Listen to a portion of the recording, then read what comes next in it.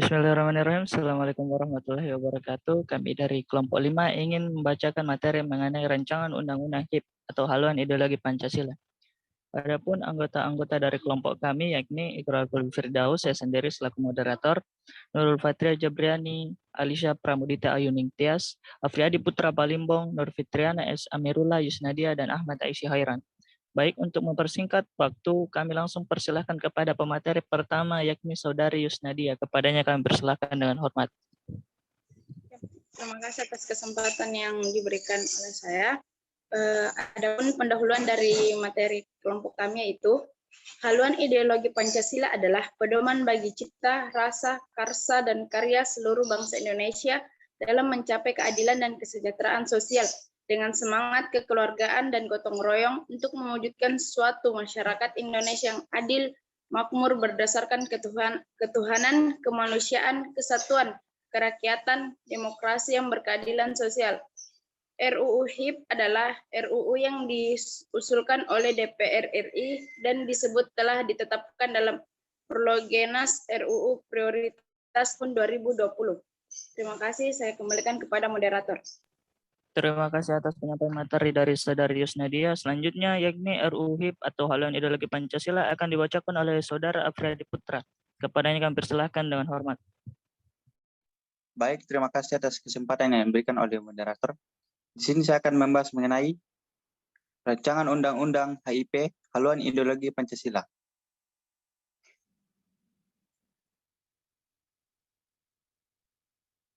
RUU haluan ideologi Pancasila atau dikenal dengan RUU HIP yang merupakan inisiatif DPR menjadi perbincangan yang sangat hangat di masyarakat. Banyak pendapat yang muncul seiring dengan berjalannya proses perbincangan RUU ini.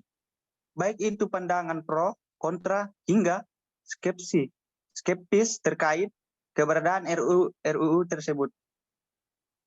Pertama, merujuk pada materi muatan undang-undang sebagaimana diatur dalam Undang-Undang Nomor 12 Tahun 2011 tentang pembentukan peraturan perundang-undangan sepatutnya dibuat untuk memenuhi kebutuhan hukum dari masyarakat sehingga tepat guna sasaran dan segi substansialnya.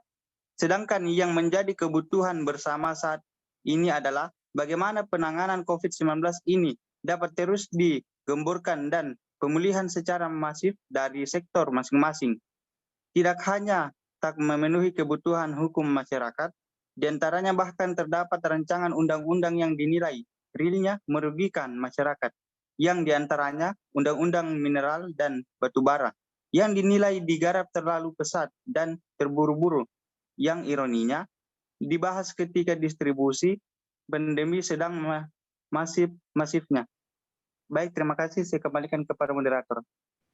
Baik, terima kasih atas penyampaian materi dari Saudara Afriadi Putra. Selanjutnya rancangan RUU HIP akan dibacakan oleh Saudara Ahmad Aisyah. Kepadanya kami persilakan dengan hormat.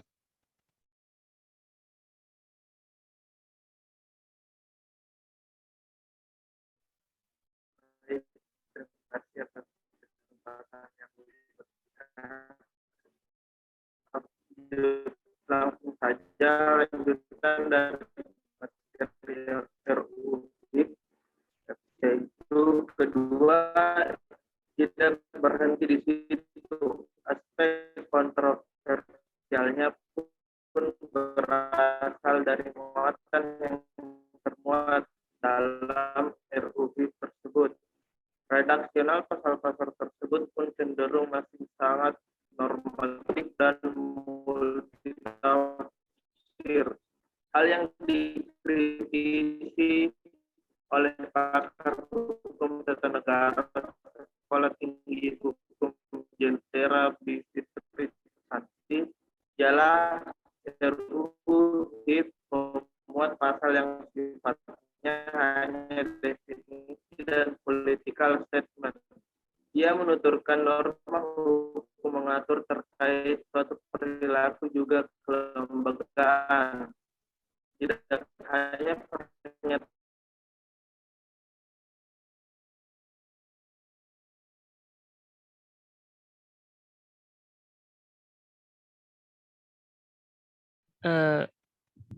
Belum Pi. Ya, karena ada masalah jaringan dari Saudara Ahmad Aisy, apakah Saudara Ahmad sudah bisa melanjutkan materinya?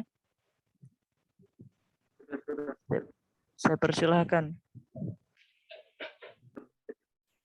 Adapun lanjutannya yaitu Pancasila berupa trisila, yaitu sosio-nasionalisme, sosio-demokrasi, serta ketuhanan yang berkebudayaan.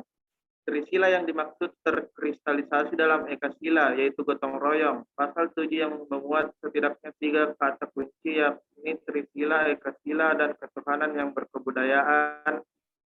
Ini dikritik lantaran dianggap merujuk pada Pancasila 1 Juni 1945, bukan Pancasila yang disepakati dalam sidang panitia persiapan kemerdekaan Indonesia atau PPKI. Terima kasih, saya kembalikan ke moderator. Terima kasih atas penyampaian materi dari Saudara Ahmad Aisy. Selanjutnya, isi rancangan undang-undang haluan ideologi Pancasila yang pertama akan dibacakan oleh Saudari Alisha. Kepadanya kami persilakan dengan hormat. Terima kasih atas kesempatan yang telah diberikan kepada saya. Adapun isi rancangan undang-undang haluan ideologi Pancasila. Isi rancangan undang-undang haluan ideologi Pancasila tersebut ada 10 bab yang terdiri dari 60 pasal. Berikut rinciannya. Ketentuan umum memuat 1 pasal haluan ideologi Pancasila, memuat 5 bagian dan 17 pasal haluan ideologi Pancasila sebagai pedoman pembangunan nasional, memuat 15 pasal haluan ideologi Pancasila sebagai pedoman sistem nasional ilmu pengetahuan dan teknologi, memuat 3 pasal haluan ideologi Pancasila sebagai pedoman sistem nasional kependudukan dan keluarga, memuat 3 pasal. Pembinaan haluan ideologi Pancasila memuat 3 bagian dan 15 pasal partisipasi masyarakat, memuat 1 pasal pendanaan, memuat 1 pasal ketentuan peralihan, memuat 1 pasal ketentuan penutup, memuat 3 pasal apa yang menjadi polemik Trisila dan Ekasila. Saya kembalikan ke moderator. Ya, terima kasih atas penyampaian materi dari Saudari Alisha. Selanjutnya, isi RUU HIP akan dibacakan oleh Saudari Nur Fitriana. Kepadanya kami persilahkan dengan hormat. Baik, terima kasih atas kesempatannya. Saya akan menjelaskan sedikit tentang isi dari rancangan undang-undang HIP. Banyak pihak menyoroti adanya konsep Trisila dan Ekasila dalam salah satu pasal pada rancangan undang-undang HIP. Kedua konsep tersebut termasuk dalam bab 2 pasal 7 yang berbunyi, yang pertama, ciri pokok Pancasila adalah keadilan dan kesejahteraan sosial dengan semangat kekeluargaan yang merupakan perpaduan prinsip ketuhanan, kemanusiaan, kesatuan, kerakyatan, demokrasi politik, dan ekonomi dalam satu kesatuan. Kedua, ciri pokok Pancasila berupa trisila yaitu sosionasionalisme, sosiodemokrasi, serta ketuhanan yang berkebudayaan. Ketiga, 3 trisila sebagaimana dimaksud pada ayat 2 terkristalisasi dalam Ekasila yaitu gotong royong. Terima kasih, saya kembalikan ke moderator. Terima kasih atas penyampaian materi dari Saudari Nur Fitriana. Selanjutnya, fungsi RUU HIP akan dibacakan oleh Saudari Nurul Fatia. Kepadanya kami persilakan dengan hormat. Baik, terima kasih atas kesempatan yang telah diberikan. Adapun fungsi rancangan undang-undang haluan ideologi Pancasila yaitu yang pertama, pedoman bagi penyelenggara negara dalam menyusun dan menetapkan perencanaan, pelaksanaan, dan evaluasi terhadap kebijakan pembangunan nasional, baik di tingkat pusat maupun di tingkat daerah, untuk mewujudkan penyelenggaraan pemerintahan negara yang demokratis berdasarkan asas-asas umum pemerintahan yang baik dan mewujudkan mekanisme kontrol di dalam kehidupan berbangsa dan bernegara. Yang kedua, pedoman bagi penyelenggara negara dalam menyusun dan menetapkan perencanaan, pelaksanaan, serta evaluasi terhadap kebijakan pembangunan nasional di bidang politik, hukum, ekonomi, sosial budaya, mental, spiritual, pendidikan, pertahanan, dan keamanan yang berlandaskan pada ilmu pengetahuan dan teknologi guna mewujudkan masyarakat adil dan makmur yang berketuhanan. Yang ketiga, pedoman bagi setiap warga negara Indonesia dalam kehidupan berbangsa dan bernegara. Dan yang terakhir, pedoman instrumentalistik yang efektif untuk mempertautkan bangsa yang beragam atau bineka ke dalam kesatuan keikaan yang kokoh. Sekian dari saya kembalikan ke moderator.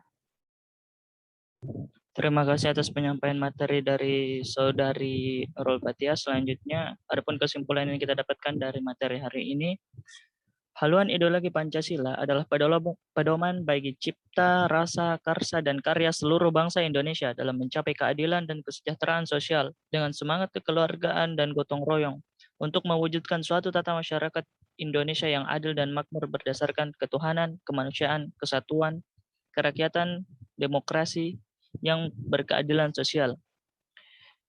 RUU HIP adalah RUU yang diusulkan oleh DPR RI dan disebut telah ditetapkan oleh Prolegnas RUU Prioritas tahun 2020.